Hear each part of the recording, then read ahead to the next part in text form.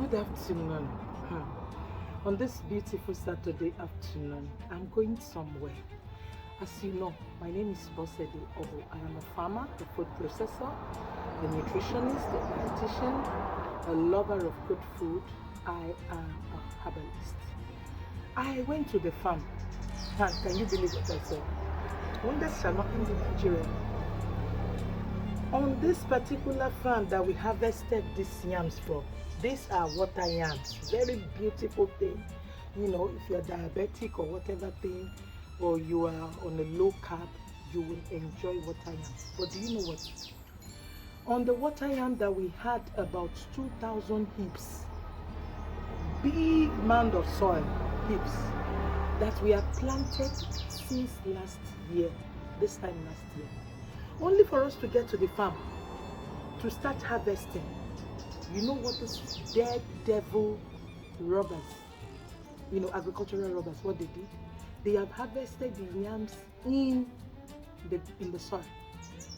They now left the ones at the front of the farm, close to where we will come into the farm. They left those ones. So we were thinking we still had yams. Now I pity the farmer because it's in cooperative money that he used to make, to plant. How he's going to recoup?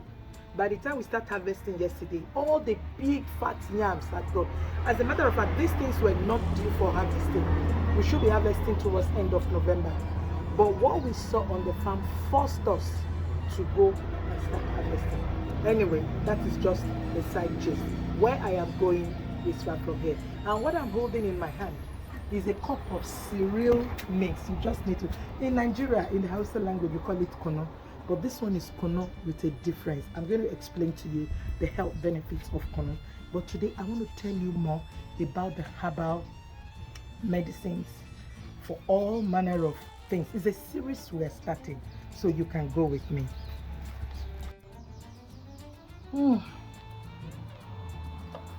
It's a sunny afternoon, so I'm enjoying my kono. I'll tell you the recipe, and if you want, you can actually order. We do special deliveries, customized to your health status. Okay, so thank you so much for joining us again, for watching my channel. We're talking about medicine for herbal medicine for malaria, typhoid, and all kinds of this common, ailments, that sometimes comes with maybe change in weather, flu, cold, and the rest of it. And this time we're going into, it's going to be Harmattan. Harmattan has already started, and also you're going to be having a lot of dust, a lot of mist in the atmosphere, and all that. So you need to safeguard yourself. Why would you be spending money so much on all these things called drugs that in the long run will not be beneficial to your health? Join with me as we explore the world of herbs. So for your malaria, for your typhoid, for and those common other diseases, all you do is get your lemongrass fresh. I planted this in my garden. Get your mango leaf. This is the mango leaf.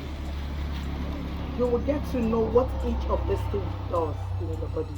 Mango is also one of the things that has, some level of antioxidants. Now, you get your guava leaf. Yes, guava is rich in antioxidants also. So you need to get your guava leaf. This is citrus leaf. You can either get orange leaf or stem, or you get the lime. But if you can have access to lemon tree, you can just cut some leaves from it with the vine. And most importantly, well, this one that I have here right now is the grapefruit. The citrus grape, that's a big orange, that when you cut it, you can have it like Shylock, it's purple or red, or it's whitish like orange, but it's sweet and it's sour. Otherwise, if you get this other one, it is called the bitter orange. In Yoruba, we call it Osanjagoin. It is medicine. In our series, you're going to know what Osanjagoin, and a lot of other things what they do. So you get that. Then this leaf, I'm going to get the English name for you, but this is lali leaf. Now, if you go to the north, on some parts of the savannah, Sahel, Sudan, savannah, there is this thing, this leaf that women use in beautifying themselves. When they rub it, and you see some colors, coloration, like a tattoo color, like an orange, reddish, purplish tattoo color. You see them using it to do beautification and all that. That tree was really medicine, medicine. Beautification came, in the process of civilization and all kinds. And it's even one of the things they use for the nomadic herds.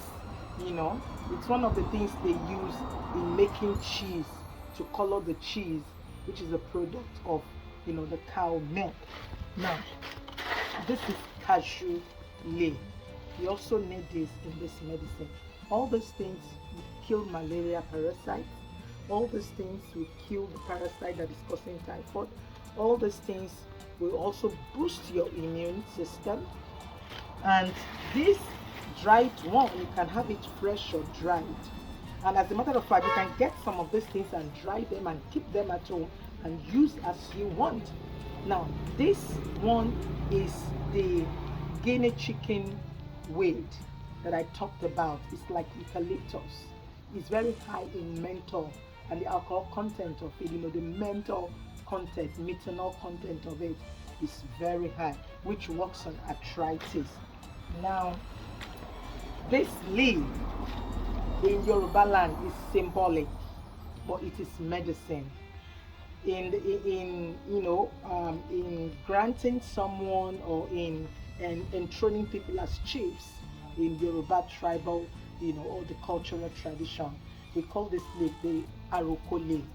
This leaf, they usually put it on whoever they are coronating, or they are making a chief in a community. They believe it's a leaf that has to do with long life, you staying well on the throne. So this leaf is symbolic, but it's full of medicine. It's also tonic as well. And now you got the moringa leaf. This is the moringa leaf. Moringa, if you have not started using moringa, you are missing a lot. You're missing a lot. This is moringa leaf. You can juice it, you can put it in your smoothies. As a matter of fact, you can even add it to your soups and vegetables. Moringa is high in so many vitamins, in vitamin A, vitamin D, in potassium, in vitamin C in moringa. It's even more than the vitamin C in orange. Can you believe it? Now, this is the cotton leaf, the cotton wool, plant. The plant that produces the wool that we use as cotton wool, in the medical parlance, in the medical world, or we use in cleaning or whatever thing. This is cotton wool. All these things are what we are making into herbal, drink for some persons that have ordered. You can do them on your own at home. We have shown it to you. This is the orange leaf that I talked about. This is the guava leaf. When you have all these things put together, wash the leaves. After washing them, you can cut them in small bits, but don't cut before washing, because you will have released, the moment you bruise, you cut, you expose the surfaces of the plants, to water, and it leaches away some of the ingredients, especially those ones that are volatile, and the oils as well. All these things contain oil.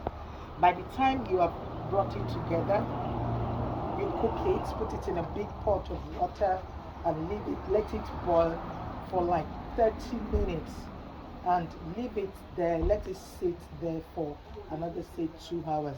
But to sweeten it, I would suggest you can, if you have, you have a very sweet taste bud, you can cut some pineapple in it, you can cut some pawpaw if you have access to mango. Otherwise, and I would also suggest that you add the fresh lemon and lime to it. Just cut it in slices, put in it, and cook all together. If you can drink it as tea. If you want it to be sweet, you can add maybe a spoon of real honey. I'm not talking about honey made from caramel, honey made from sugarcane, or other kinds of honey or syrups. No, real honey. Otherwise, you add dates to it. This is a must-have for you at home. I tell you, in 1 year, you may not need to use or visit the pharmacy or visit the hospital on anything that has to do with malaria, with typhoid, with flu. Thank you very much for joining me, and see you next time when we'll be exploring the benefits of this drink that I'm holding. Thank you. God bless you. Remember, like, subscribe, and follow my channel.